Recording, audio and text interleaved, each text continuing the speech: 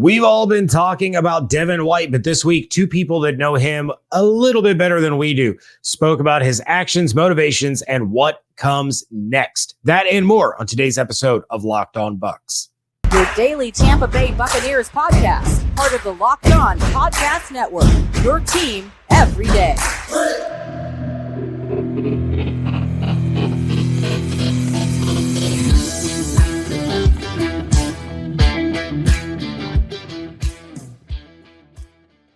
What's up, and welcome to the Locked On Bucs podcast, your daily podcast covering your Tampa Bay Buccaneers, part of the Locked On Podcast Network, your team every day. We want to thank you so much for making Locked On Bucs your first listen or review every single day. Don't forget, you can subscribe or follow for free on YouTube and wherever you get your podcasts. You can also follow us on Twitter. I am James Yarcho at JYarcho_Bucs, and he is David Harrison on Twitter at DHarrison82, your hosts of Locked On Bucs, credentialed media members covering your Buccaneers. I am the deputy editor of SB Nation's BucsNation.com. David is a staff writer over at BucsGameDay.com, Sports Illustrated's Fan Nation site covering the Buccaneers. We are here with you Monday, Wednesday, and Friday for the time being, along with our everydayers. And as always, we want to share our appreciation for your continued support of the show. And today's episode is brought to you by Bird Dogs. Go to birddogs.com/LockedOnNFL, and they'll throw in a free custom Bird Dogs Yeti style tumbler, which is in my car. So you're just going to get a close up of my hand because I left it in my car because I take it with me everywhere I go, except for apparently in my house. But get it. It's amazing. You'll love it. Coming up in just a little bit, we're going to be talking about the curious case of a New Orleans Saints player coming to the defense of receiver Mike Evans. And we're going to take an updated look at the Bucs roster. But first, with Devin White reporting to minicamp but not practicing, he also didn't speak to media. But that didn't stop linebacker Lavonte David from talking about his young teammates and the offseason drama that we've all been experiencing. And Lavonte David said, quotes, "I know emotion got the best of him," David said. "I know Devin wants to be here. He wants to play here. You know, I talked to him throughout the process, whatever that stuff was going on with him. I know the type of person Devin is, so I know he's ready to get back out there and play football and be able to help us win." So that's what Lavonte David had to say. James Yarcho, what I have to say is, do you believe that Devin White still wants to be with the Buccaneers like Lavonte David says he does? I do think that a large part of him does want to remain with the Buccaneers. They are the team that took him top 5 in the draft. They are the team that he won a Super Bowl with. They are the team that paired him up with Lavonte David and helped him become the linebacker that he is today. So I think there's a lot of emotion, a lot of feelings, a lot of admiration towards the Buccaneers franchise from Devin White.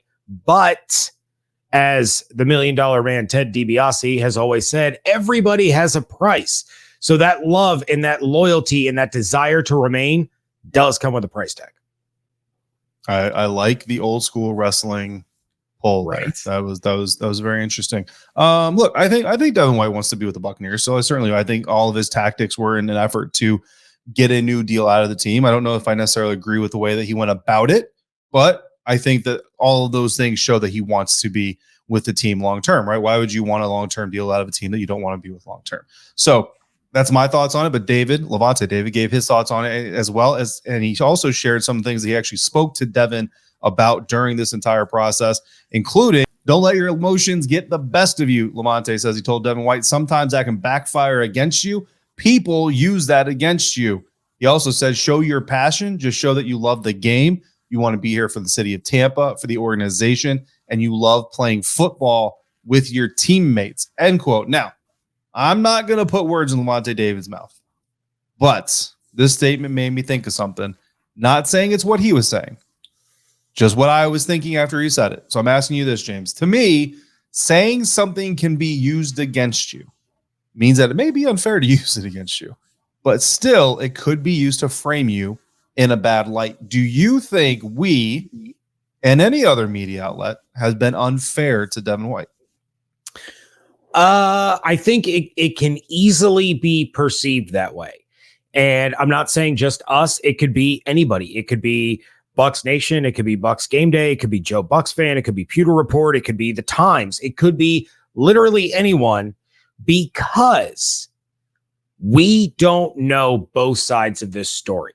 All we know is Devin White requested a trade. Devin White was unhappy with the contract negotiations either not being where he wants them to be or not happening soon enough, any number of things. So, yeah, the only thing we can do is go based off the information that we have. And if we don't have all the information, then yeah, the information we do have can be turned around and used in a negative light towards somebody else without having the full context of everything that's going on. But at the same time, with all the outlets essentially reporting on the same thing, it's very easy to give full context by giving the other side. So absolutely. It's one of those.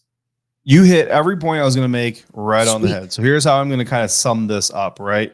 Context matters, and knowing what you know is literally the basis of this job.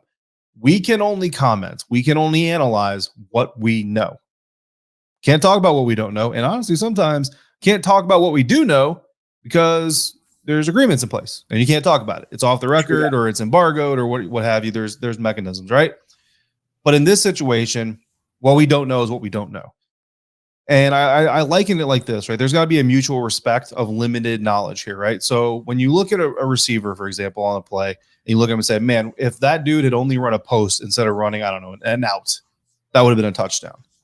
And we ask him after the game, hey, Mike, on that play, why didn't you run a post instead of an out? It was wide open. What is he going to say? Play call tells me to run it out. I run it out. I'm going to run what I'm told to run. Well, guess what? We're going to run what we're told to run. When the news is Devin White requests trade, Devin White makes shady Instagram posts, we're going to run that. If you want to give us more information and give us more opportunity to understand with more clarity, by all means, please do. I think the most important thing for us to do is kind of like you just did, acknowledge that we're only operating off of what we know. And that's the best job that we can do. And then the fairest way to do this, right? But Lavonte David, it's really awkward for me to say my own name in this, wasn't the only one talking about Devin. Former Buccaneers running back Leonard Fournette went on the Rich Eisen show, which was being guest hosted by Tom Pelissero. That was a surprise to me when I saw the clip, and was asked if he'd play any other position if given a chance to, talking about how running backs really aren't getting paid these days. And Lenny said that he was actually a pretty good linebacker in the day, so linebacker Lenny could have been a thing, apparently. Pelissero then mentioned that top linebackers are actually getting paid pretty well these days, to which Fournette responded, quote, I'm happy for them, man, those linebackers. That's what it's supposed to be like. I'm happy. I'm proud of them. And I'm quite sure my guy, my best friend, Devin White's up next to get that big contract. And you got to love when you get quotes like that because it's completely unsolicited. Like Tom Pelissero, go watch the clip. He was not prying for a Devin White comment in that situation at all. Like it just kind of came up naturally. James, Fournette says that he's pretty sure Devin White's getting that next. He's the next guy to get that big contract, right? But what is a big contract to you? Like what kind of average annual value would Devin White have to earn in order to quote unquote get the next big contract? I mean, the next big contract for Devin White, or for any inside linebacker, I would say would be a top 5 deal. We see it with the quarterback market every year. The top guys are constantly being bumped into the top 5 of AAV. So to me, it kind of parallels to most positions. I won't say all, but I would consider linebacker to be one of those. Okay, so top 5, which means that Devin would have to earn at least $17.01 million because $17 million is the number 5 annual average value currently as it stands. So he would have to make at least $17.01 million per year annual average value. And that's not fully guaranteed in his next contract. That equates to a 5-year, $85.05 million deal. If it were to be a $5 million deal, 5-year deal, which most deals these days are when you're talking about extensions for star players. Do you see a future? Like, we've all kind of agreed. I think the Pewter Reports, the Tampa Bay Times, the ESPNs, like we all kind of agreed, the Trevor Sikkema's, Devin's not a $100 million contract guy. He's not a 5-year, $100 million linebacker right now. Is he a 5-year, $85.05 million linebacker that makes him a top 5 paid linebacker in the league? Devin White at his best? Yes, absolutely. It's the Devin White against Baltimore last year. It's the missed tackles. It's almost the not quite as bad, but still some parallels to Quan Alexander side of Devin White. that prevents him from being that $17.01 million a year guy. But at his peak, when New Orleans Saints in the divisional series, the entire Super Bowl run of the postseason, Devin White, absolutely. That's a $20 million a year player. All right. Interesting comments on Devin White from Lavonte David and from former Buccaneers running back Leonard Fournette as well. Up next, Devin White and Lavonte David have some new teammates now officially as more rookies have signed their first NFL deals. We will update the salary cap and look to see if any new moves could be coming. Are the Buccaneers done dealing in free agency? Doesn't necessarily mean not Odell Beckham. DeAndre Hopkins is on the way in, but is there more moves to be made on the horizon before training camp? That's coming up next on today's episode of Locked On Bucs, part of the Locked On Podcast Network, your team every day. And today's episode of Locked On Bucs is brought to you by Bird Dogs. Bird Dog shorts do the exact same thing as Lululemon, but they fit way better. I'm going to have to take your word on that and Lululemon wearers' words on that because I've never worn Lululemon, but I have worn other shorts that are made of stiff, restricting cotton. And I can tell you that Bird Dogs definitely fit better than those because they are made out of cloud knit fabric. If you've never heard of cloud knit fabric, it's okay because Bird Dogs literally invented them to make your shorts wearing experience even better. They're just like khaki, but they stretch to give you a slimmer fit without having to sacrifice movement. Bird Dogs also uses anti-stink sweat wicking fabric, which is amazing. That keeps you cool and dry all day long. I wore a pair to the final mini camp practice for the Washington Commanders, and I don't think that I stunk very well. I'm not going to test that with a whole lot of people, but I think it worked pretty well. The best part is that Bird Dog stretch khaki shorts are designed to fit slimmer through the thigh and the leg, giving you a truly sculpted look. I already owned a pair of joggers. I'm super happy to have these two pairs of shorts in my closet. I'm very happy to have the tumbler sitting in my car waiting for me tomorrow morning for my water because I'm boring and that's all I drink. Go to birddogs.com/LockedOnNFL for a free Yeti-style tumbler like James Yarcho is displaying with your order. That's birddogs.com/LockedOnNFL for a free Yeti-style tumbler and the best shorts you're ever going to wear. You don't want to take them off. You won't want to take them off. We promise you. Thanks for making Locked On Bucs your first listener, your first view today and every day. Special thank you to all the everydayers out there who are tuning in, even during the dead period that we are about to walk into. We will not fear the shadows of the dead period of the NFL because it's only a month. We can make it. We'll do this together. Continuing today's conversation with an updated look at the Tampa Bay Buccaneers salary cap and more. Everydayers, you're going to remember that we talked about the importance of these rookies getting their deals inked in a timely fashion. And on Wednesday, first-round pick, defensive lineman Calijah, Kancey, and third-round pick, outside linebacker YaYa Diaby, both signed their deals. Now, Kancey's deal has a cap hit this season of $2.635 million, with his contract being worth $14.49 million over the next 4 years. That includes a $7.54 million signing bonus. And, James, that means that between now and sometime in the next 12 months or so, Kancey will receive a total of $8.29 million. And then he will earn around $6.2 million in the following 3 years outside of all-star and postseason extras if he gets any of those. Of course, Tampa Bay will have to decide whether or not they're going to exercise Kancey's fifth-year option right around the time of the 2026 NFL Draft. James, what would you do if you just Wednesday signed a piece of paper? It was probably a packet of paper, but you signed a piece of paper that said outside of a suspension, you were going to be paid over $8 million in the next 12 months. I would pay off both my car and my wife's car and then buy myself a newer car and completely renovate our home. Complete total renovation. We're talking every room is getting fully redesigned. And I will probably get our backyard pool operational again because we've lived here for almost a decade and the pool has never worked. Mostly because it's in ground and I don't want to hire someone to dig up the ground to fix the pipes. So yeah, that's basically what I do. And of course, nice family vacation. So yeah, that would be my plan. Now, David, you mentioned YaYa Diaby also signing his rookie deal, and he's going to count for $993,000 against the cap with a base salary of $750,000, a signing bonus of $243,000 against the cap this year. His full bonus is for $974,000. However, that means he will receive somewhere around $1.724 million in the next 12 months. So unless he earns any performance or postseason bonuses, it'll be about $1.75 million. David, what would you do if you just signed a paper saying that you'd get just under $2 million in the next year? First and foremost, I would punch you in the face for making more than me. We're supposed to be partners. We're supposed to be 50-50 splits here. I will buy you your what's the term that I'm looking for? Your number one most wanted pair of shoes. And Jays. Yeah, any of them. It can be Dunks, it can be whatever. And I'll get you that watch that you really liked when we were in Tampa for training camp. A Breitling. You're gonna give me a Breitling. Yeah, you just sure. became. I'll get you a Breitling. You just became my best friend. Okay.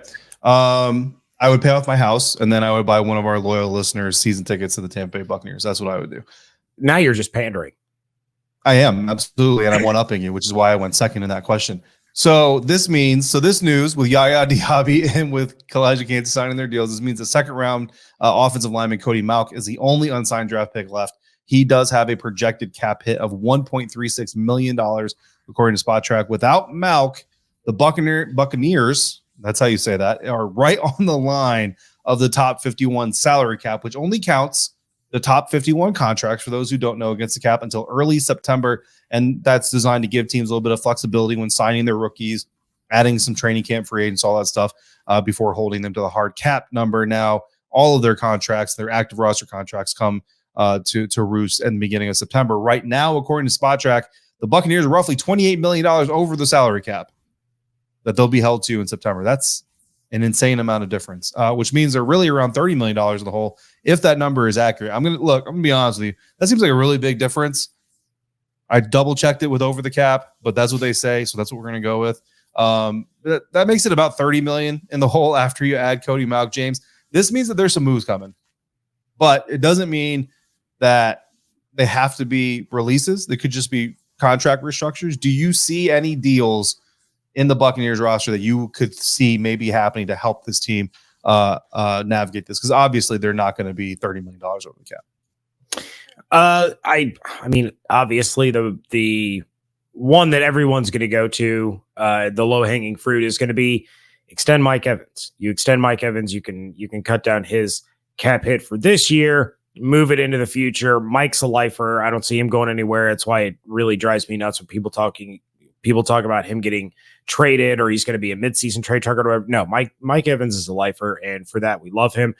Other than that, I mean, yeah, it's going to take some fancy, stealthy maneuvering by Mr. Jason Light to get this all figured out. But I don't see a player just kind of sitting out there that's like, oh, well, he's going to end up getting cut just strictly to save the money. And it might even happen before training camp. I'm not sure exactly what they'll do. Yeah, absolutely. I think the extending Mike Evans is we were going to call the easy button, right? It's easy for us to say. It's not so easy for the team to negotiate, especially when you consider that Mike Evans is already on the books next year for $12.198 million in void year money. So if he's not a Buccaneer, they're going to be losing $12 million for Mike Evans if he's not on the team. So let's go ahead, extend that contract out. Not going to get into all the logistics of contracts, but you take the 3 years of void money that he has right now, extend him out another 4 years, tack on 4 years to the current deal, maybe even add another void year or two on the back end of that into like 2026, 2027, 2027, 2028, that is.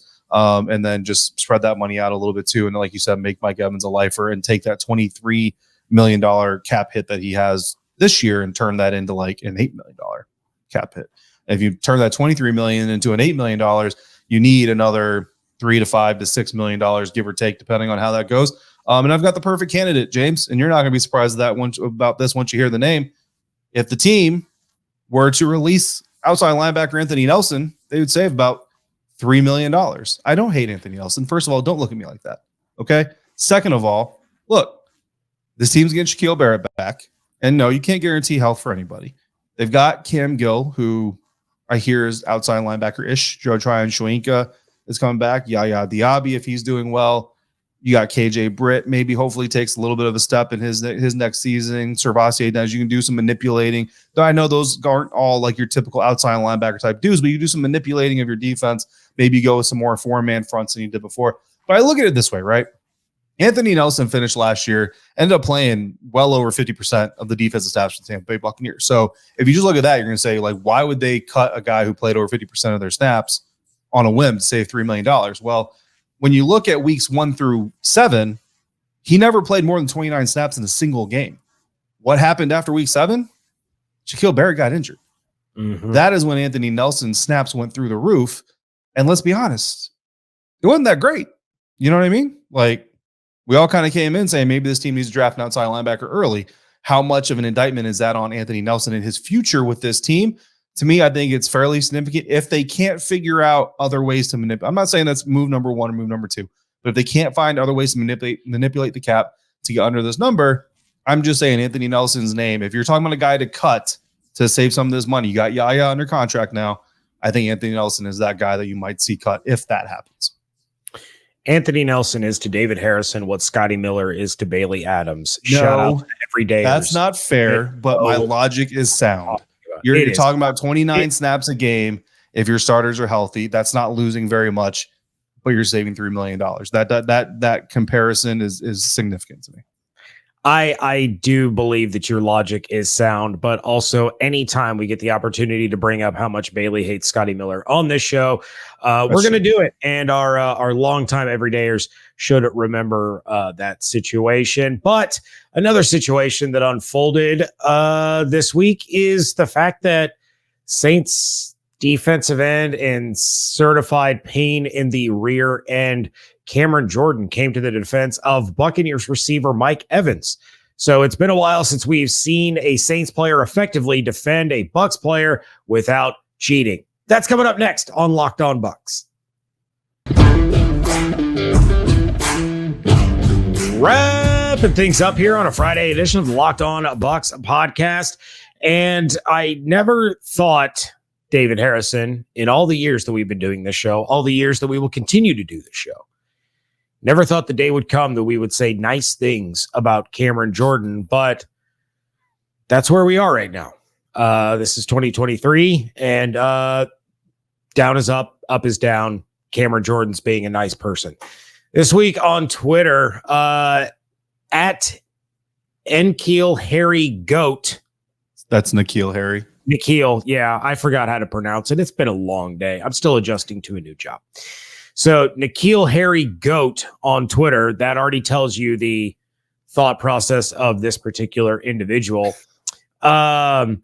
He went on Twitter and tweeted out, "Who's a player you never understood the hype around? I'll start Jared Goff."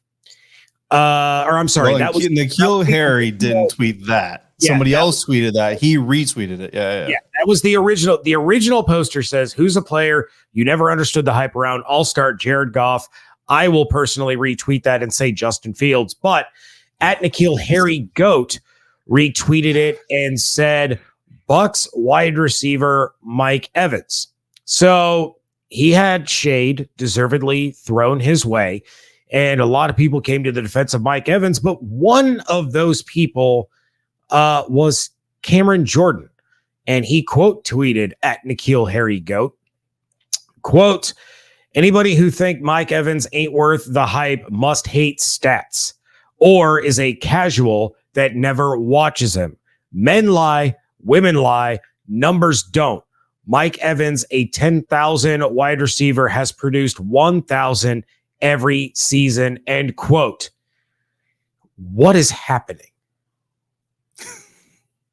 There's two things here. First, I want to know how many people saw Cam Jordan tweet "men lie, women lie, numbers don't," and was confused as to why he put a hashtag with an apostrophe S after it.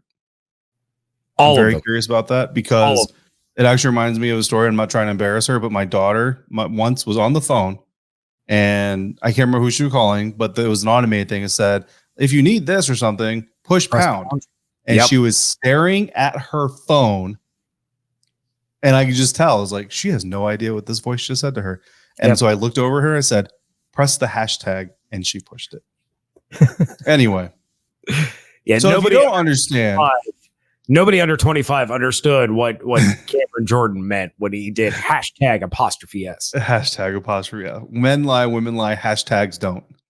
That's what Cam just wrote. So for those who don't get the reference, and look, there's some other songs where this says, but I'm fairly confident Cam Jordan was referencing a fairly popular Jay-Z song called a Reminder, where when he wrote men lie, women lie, numbers don't. So it inspired me a little bit to honor Cam Jordan and his chivalry in defending a Bucs player. I wrote a little poem here. And if you go listen to the song Reminder from Jay-Z after this, you might recognize some of these lines. You ready for this, James? This is going to happen. This is where we're at right now on Locked On Bucs. What the hell have y'all done to even have an opinion on what Mike's been doing? What the hell have y'all won? Only thing you can identify with is losing. 9,000-yard seasons in a row. Who better than Mike? Only Jerry Rice. Nobody ahead of Mike.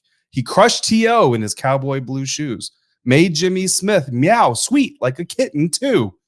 2014, 15, 16, 17, 2018, 2019, and beyond. 2020 won Super Bowl II. 2021 did it again, and even 2022. Back to back, no matter the quarterback, he did what you won't. Men lie, women lie, numbers don't. Ain't nothing changed for Mike except the year it is. I think he has to send you a reminder. Here it is. That's obviously not to the tune that Jay-Z raps because I'm not Jay-Z and I'm not even going to try to do that. Whoa, that rhymed too. When we do the coffee house snap, yeah, there we go. Look, bottom line is this. This man set a record, beat a record, and has continued to extend the record that was set by Randy Moss. Knock it off. Just knock it off. And I'm a Sun Devil, and I'll tell you right now, N'Keal Harry ain't the go to nothing. Okay? Just knock it off. Yeah, anybody calling N'Keal Harry a GOAT in their Twitter handle, they need serious psychological evaluation. So Bucs fans, that's at N'Keal Harry GOAT, if you want to chime in. At NKEALHARRYGOAT on Twitter. If you create an account for anything, just go tell this guy he's off. He's wrong. Yeah, that was a real bad take.